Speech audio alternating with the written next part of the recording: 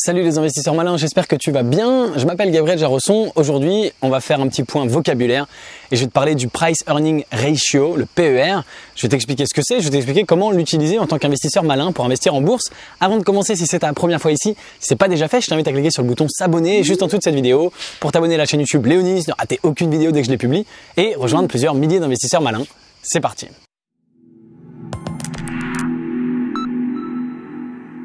Le PER, Price Earning Ratio, est très utilisé dans la bourse. Il s'agit d'un chiffre qui est la division du prix d'une action par le rendement net par action.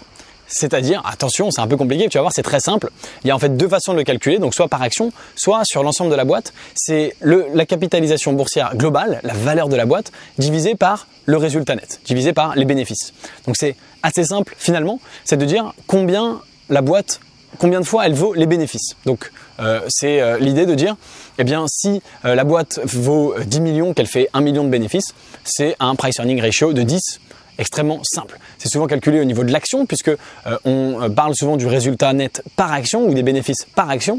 Et donc si l'action vaut 10 € et que le résultat net par action ou les bénéfices par action sont de 1 €, on arrive au même calcul et à un price earning ratio de 10. D'accord? Donc ça c'est la définition, c'est assez simple. Je vais te parler d'un autre terme que tu peux utiliser en plus du price earning ratio pour tes investissements, je t'en parle juste après.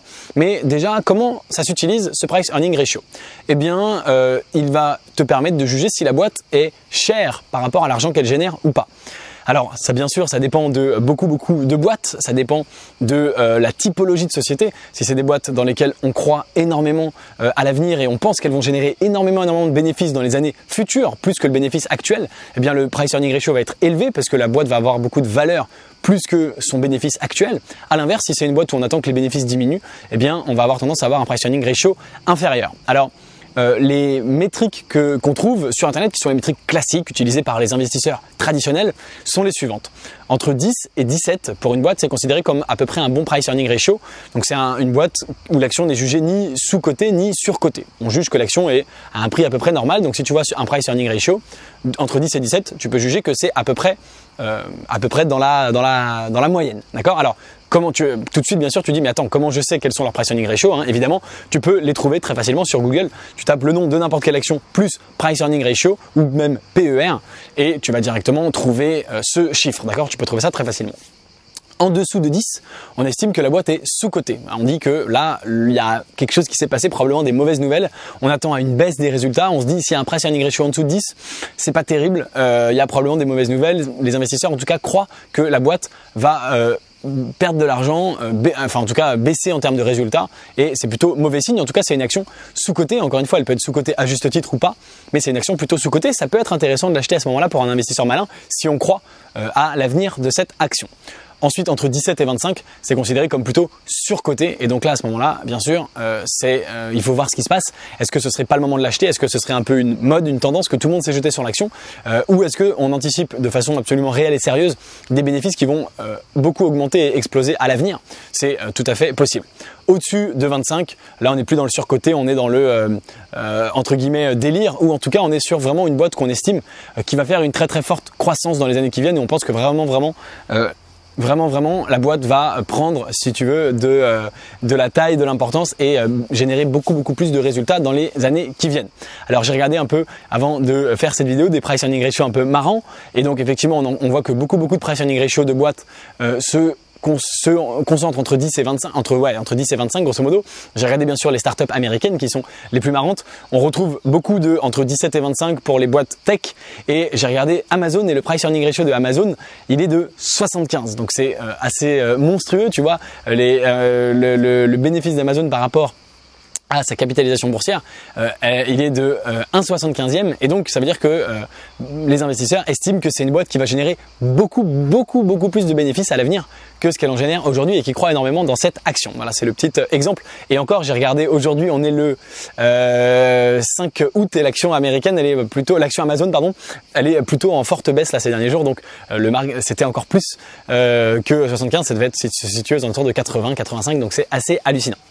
Voilà pour ce qui est du price earning ratio et comment donc tu peux l'utiliser. Si tu vois une boîte dans laquelle tu crois énormément et que tu trouves intéressante à un bon prix et que tu vois que le price earning ratio est bas, inférieur à 10, bah, tu peux par exemple te jeter dessus. Bien sûr, en vérifiant, hein, encore une fois, ceci n'est pas un conseil d'investissement. Fais tes recherches toi-même en vérifiant qu'il n'y a pas un loup qui se cache quelque part. Il y a peut-être une raison. Hein, les marchés sont omniscients, ne l'oublie jamais. Alors, un autre élément dont je voulais te parler, qui n'est pas le price earning ratio, c'est un autre indicateur qui s'appelle le dividend yield, que tu connais peut-être. En français, on peut appeler ça tout simplement le rendement d'une action.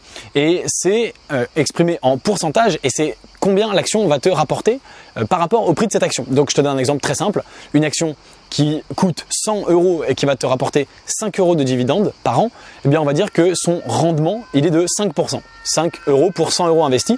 Donc tout euro investi va te rapporter 5% en dividendes tous les ans. Alors ça c'est intéressant, pourquoi? Parce que bien plus le dividende yield est élevé, plus le rendement est élevé, plus bien sûr l'action va te rapporter de façon passive avec les dividendes. Donc prenons un exemple très concret, une action qui aurait un dividende de 10%, alors c'est assez rare, mais tous les ans elle va te payer 10% de ce que tu as investi, donc tu investis 1000 €, bah, tous les ans elle va te payer 100 €. Ce qui est très intéressant, c'est qu'au bout de 10 ans, elle t'a payé 10 fois 1000 € et donc elle t'a remboursé ton investissement de base. Elle t'a rendu 1000 € en dividende, 10 fois 100, mais tu détiens toujours l'action. Tu peux la revendre à 1000. Alors bien sûr, en partant du principe que le prix n'a pas bougé. En 10 ans, bien sûr, le prix aura sûrement monté ou baissé. Donc voilà, il ne faut pas que tu récupères, parce que bien sûr, c'est un pourcentage. Donc si l'action passe de 100 € ou passe de 1000 € à 800, eh bien les 10%, ils vont plus te rapporter 100 €, mais ils vont te rapporter 80 €. C'est en pourcentage en fonction du prix de l'action, évidemment. Mais ça peut être quand même intéressant. Plus tu as un pourcentage de dividende, un yield élevé, plus bien sûr eh ben, tu vas gagner de l'argent de façon passive et c'est bien sûr ce qu'on aime sur cette chaîne, les revenus passifs. Donc tu le sais, bien sûr la bourse et les dividendes sont extrêmement intéressants pour ça. C'est d'ailleurs l'un des investissements les plus intéressants en termes de rendement revenus passifs. Donc grosso modo les startups américaines ne versent pour la plupart pas de dividendes. Ensuite on a beaucoup de dividendes qui se situent entre 0 et 5% ou entre 1 et 5%. Et puis à partir de 5%, au-delà de 5%, on trouve parfois des 5, des 6, des 7, des 8, ça peut arriver, c'est très rare. Là on est vraiment sur des boîtes qui versent beaucoup de dividendes. Bien sûr c'est des actions qui peuvent potentiellement être intéressantes pour toi en tant qu'investisseur malin, encore une fois à condition qu'elles ne baissent pas, puisque si elles te versent 8% de dividendes et que donc sur tes 1000 € tu vas gagner 80 € mais que derrière l'action perd 30% et que donc tu as gagné 80 d'un côté mais perdu 300 de l'autre, évidemment c'est pas intéressant, mais ça peut être quand même une bonne métrique à regarder, le dividende yield, le rendement de l'action.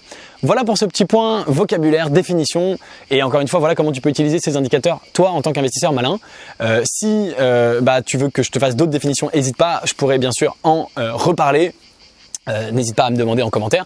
Dis-moi si tout était clair pour cette définition-là. Est-ce que tu utilisais déjà ces métriques? Est-ce que tu voudrais commencer à les utiliser? Dis-moi tout ça en commentaire. Merci d'avoir regardé la vidéo jusqu'au bout. Elle est maintenant terminée. Si elle t'a plu, bien sûr, aime-la, partage-la. Si tu n'es pas encore abonné à la chaîne YouTube Léonis, c'est le moment de le faire. Je t'invite bien sûr à le faire en cliquant sur le bouton s'abonner juste en dessous. Moi, je te dis à très bientôt pour une prochaine vidéo. En attendant, la prochaine, tu peux regarder une autre vidéo de moi juste au-dessus de ma tête. Ciao!